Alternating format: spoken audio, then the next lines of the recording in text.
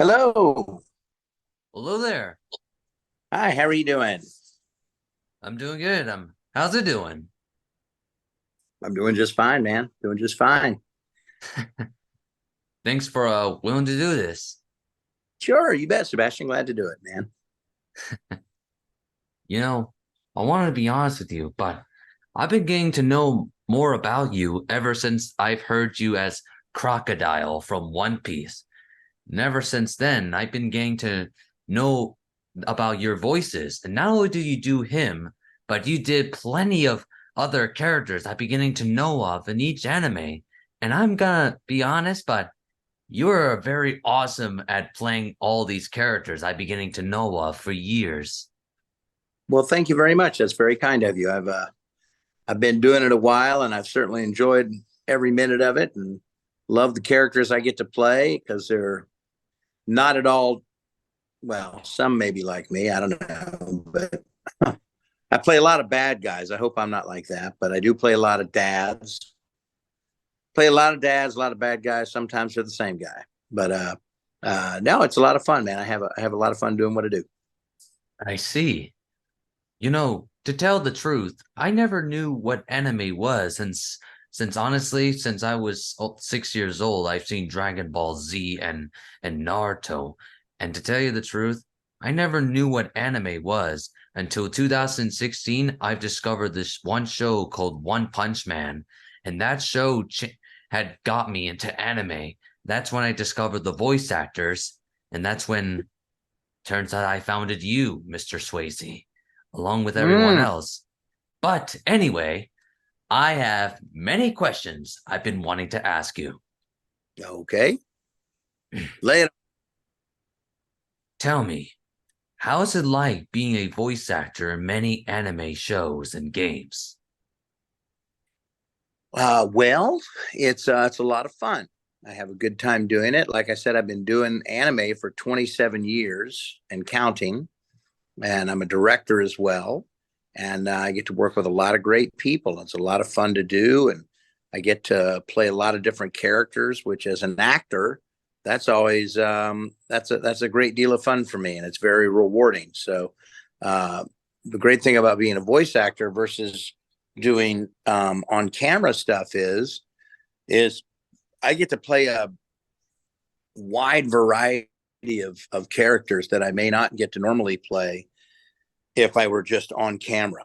And I don't mean, I mean, I love to do on camera work. There's nothing wrong with that. I love stage work. I love all of it. But the thing about voice acting is I get to really stretch myself and become different people a lot easier than not, the other ways of acting. But it's all fun. I love it all. It's all I've ever really wanted to do since I was about 15 years old. And I'm 59 now, so I've been doing it a while. Yeah, which leads me to the most important question. How did you get into voice acting? Well, I started out being an actor, and I did film and television and commercials and plays and stuff like that, and was doing radio commercials and TV commercials using my voice. And in 1997, somebody said you ought to try anime, and much like you, Sebastian, I didn't know what anime was. So I said, "Well, what is that?" I said, "Well, it's Japanese animation." I said, "Well, I don't speak Japanese, so how am I going to do that?" And they said, "Oh, no, no, no, no, it's all good. We dub it into English." And I said, "Oh, well, I do speak English, so I think I could do that." So there happened to be a company here in Houston called ADV Films. They're now called Sentai Filmworks. And I started working for them and worked for them for years. And then started working for a company up in Dallas. I live in Houston, and about 250 miles north of us is Dallas. And that's where Funimation is. And I started working for Funimation and then doing work for various studios like Okratron and Rooster Teeth and Gearbox and Dubbing Brothers and just various companies all over the country. And, just kind of kept at it. And now I am directing at Sentai full time and voice acting full time. So it's become a my full time job.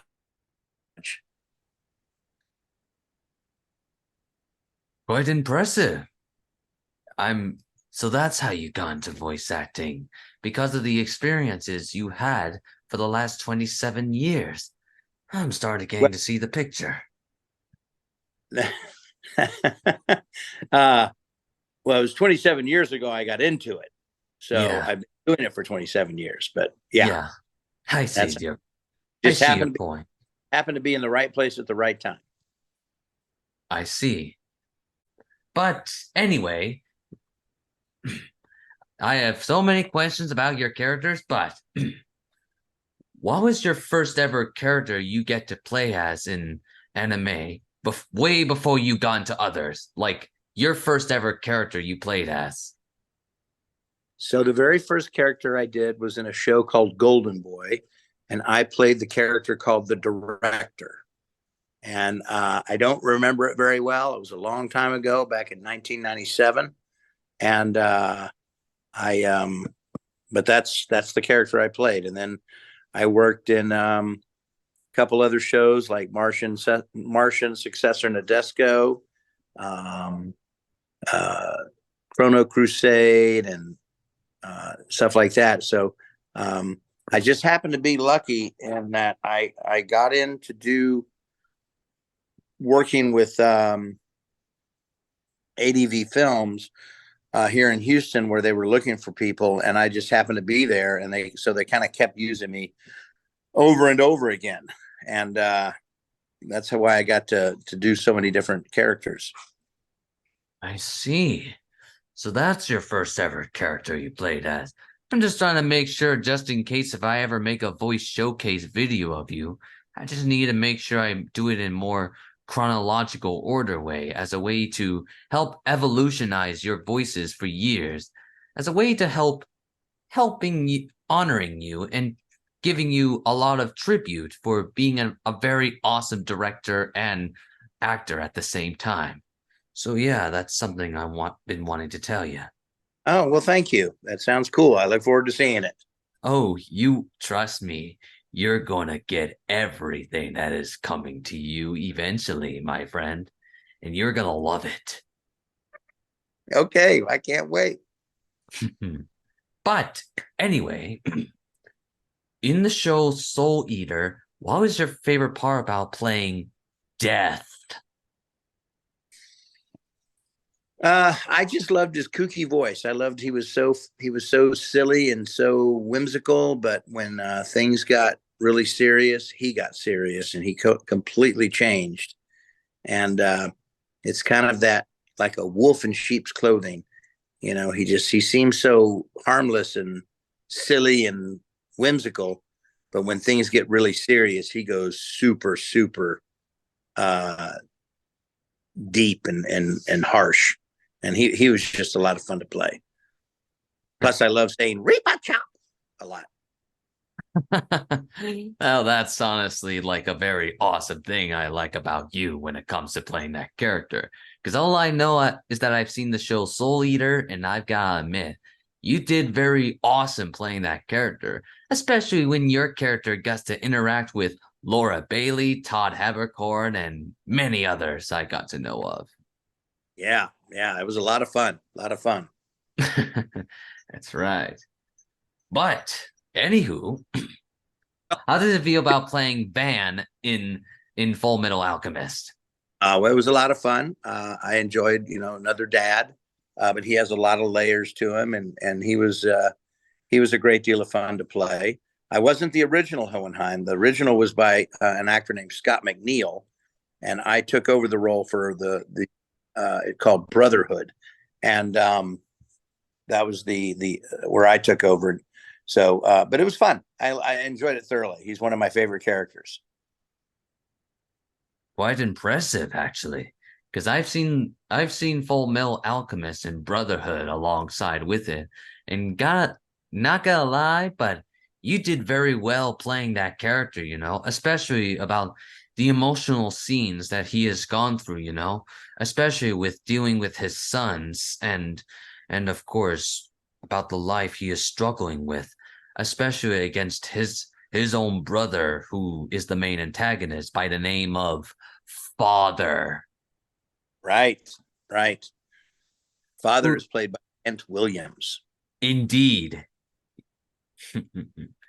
That's and I'm gonna be honest, but Full Metal Alchemist is like one of the top rated anime to be seen, you know? And that's something I've been seeing on the internet, you know? Uh, yeah, I think Full Metal Alchemist and Soul Eater are two of the top animes. They're certainly good animes. If you've never watched anime, they're good animes to watch to get into the genre. They are good anime and should be watched in order to just understand the true concept behind it. So yeah. But anywho, how does it feel about playing Gendo Akari in Evangelion? Again, I love doing it. He's a bad guy, not a very nice father, but I enjoy doing it. I also wasn't the original Gendo. Um, I had to replace a guy named Tristan McCavery, and I did that back in the, I want to say, late '90s, and have been doing them ever since. Of course, it's over, but he was a lot of fun to play, and he was a father with a lot to deal with, and it was fun to go through the mental and emotional struggles that he had to wrestle with, and still find his own humanity. It was a fun journey for me, because sometimes you're like, I can't believe he just did that, and then you realize that he has no choice. This is how he is, and so he's got a lot of layers to him. It's not just he's a bad guy. He's a bad guy that thinks he's doing the right thing for his family, and he's blinded by that, and it's a very interesting dynamic. It's quite impressive, actually, because I've seen Neon Genesis Evangelion, and I've got to admit, you did very well playing that character, you know, especially when you get to confront Spike Spencer, aka Shinji Ikari, in which the 2021 movie of Evangelion is where the two of you confronted each other in a final duel to witness about the depression and stuff, which Shinji overcomes it by simply confronting his own father and Right. finally got things over with, which Yeah. had me put a smile on my face. I was Good. like, this is something we've been wanting to see for a very long time, and it finally happened. It sure did. Yes. But anyway, what's so awesome about playing Salvador in Borderlands? Well, Salvador was just a fun character. He's very big and boisterous. It was probably the hardest role I've ever done on my voice. Um, but he got to say some pretty outlandish things, and recording for video games is much different than recording for an anime, um, because you're doing all of your lines before the artwork is finished. So it's but it was a lot of fun. He was a good character to do, and came out in Borderlands 2, and then he came out for a little bit in some DLC for Borderlands 3. But I'd love it if he had his own spin-off game. I think that'd be a lot of fun. I see that. You know, if they ever do a spin-off game of that character, boy, you be a very awesome return to play him once again. Only this time he'd be the main character and you will just hit things off to it, you know? Because honestly, you're like a very good fit to play that character, especially about the things he is trying to go with, you know? Oh, well, thank you very much, man. I appreciate that. I like doing it. Well, it's what I do, you know, since I've known about Borderlands and the franchise. But anyway, this is the question I've been wanting to ask you, but what's the most awesome thing when playing Crocodile in One Piece?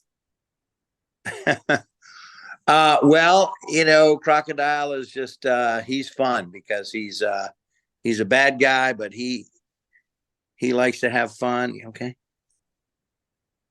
I'll take a break. He likes to have a lot of fun, and you know, he just doesn't really care about anybody but himself, and he's just great. I love Crocodile. He's also a little hard on my voice because you know he's like this, but it's he's just fun, man. And have you watched the live action version on Netflix? I have been watching it actually, but there is one question I want to ask you. How do you think of it? Well, I haven't seen it yet. Uh, I need to watch it. The live action, I haven't seen it yet. But Everyone's saying, oh, I was going to apology. say Crocodile's going to show up in season 2, from what I understand. I see. You know, to be honest with you, I've did seen the live action show actually, and it's pretty awesome. Because you know why? Why? Because the creator of One Piece is involved in it. And here's a fact.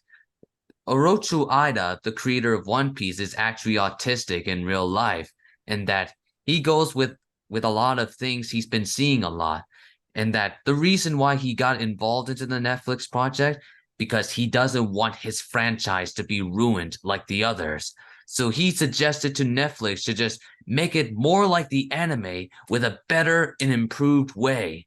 And that's what led to the success of the live action because he is involved in it. Yeah, that's what I heard. Yeah, you Because bet. and his autistic ways are what saved the day, are what saved the live action. And that's honestly like the most biggest impact I'm beginning to see. And I'm honestly glad he got involved in it. Yeah, I am too. I think that's great. you know, I've seen the One Piece anime actually, and got not gonna lie, but you did very well playing that character, especially when he gets to, get through a lot of arcs, like the first time is when he was defeated by Luffy, and the second time is where he has to team up with him in order to save Ace.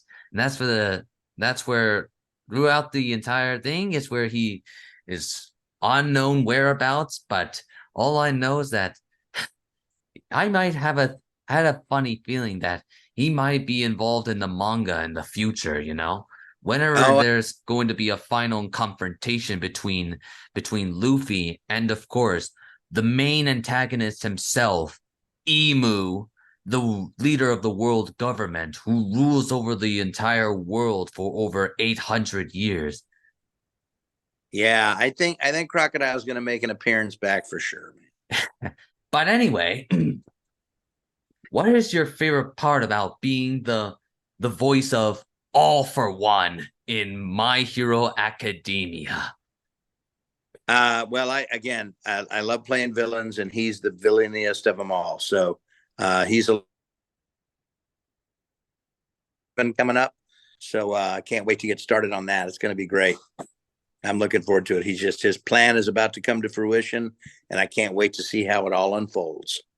Oh, I can't wait to see how much All for One will accomplish. Because all I know is that I've been seeing My Hero Academia, and I'm not gonna lie, but you did very well playing a manipulative villain who is dedicating to achieving his goals. And his backstory, oh man, in the manga, he actually has a backstory that defines everything. And when it becomes animated, it will be all understanding why this villain wanted to do all of this. So, Right, right. I can't wait. Can't wait to see it. oh, it's going to be amazing. When season 7 comes out, you're going to have a blast just going all out as one, all for one. Yes, I am. Hey, speaking of going all out, Sebastian, we kind of got to wrap it up because I've got another interview to do, or another meeting to jump into. Of Did you course. did you have one more question? Actually, there's only one more question. Only one. And that is all. What's the biggest thing when playing Dodoria in Dragon Ball Z Kai? What's the biggest thing? What do you mean? Like, how did you got into playing that character in the show? Well, I was asked to do it, and I think I replaced somebody. And they said, "Listen to this actor," and I did, and I kind of gave it my own spin. But I really like playing Dodoria. He's a lot of fun. He's a big old pink thing, and the late Chris Ayers was a good friend of mine, and he played Frieza, and I like being part of Frieza's army. Wow, that's pretty amazing actually. Because I've known about Dragon Ball Z for years, and I'm honestly like a fan of it, you know? And that honestly, if I was ever in Dragon Ball Z, I'd be doing a fun character to play as, you know, like a new character in the future whenever the time comes. And yeah, that's honestly what I've been wanting to tell you since my childhood days. All right. Well, good luck. Hopefully you'll make that. That'd be wonderful. Hey, it's what I do best, you know. And before you go, there's only one more thing I wanted to ask you. Would you tell your daughter Olivia I said hello and that hopefully I get to meet with her and you in the future when the time comes? I sure will, Sebastian. Thank you very much. Maybe one day we'll be in Florida and we can do a show and you can come by and see us. I will eventually. Whenever I see you in Whenever I see a post of you in Florida, I'll come by and just see you around there. That sounds good. Look forward to it. Thank I you very will much too. on your show. It's what I do best, you know. And hopefully you do something very awesome, and I'll see you through many anime, my friend. All right. Take care. Bye bye. Bye.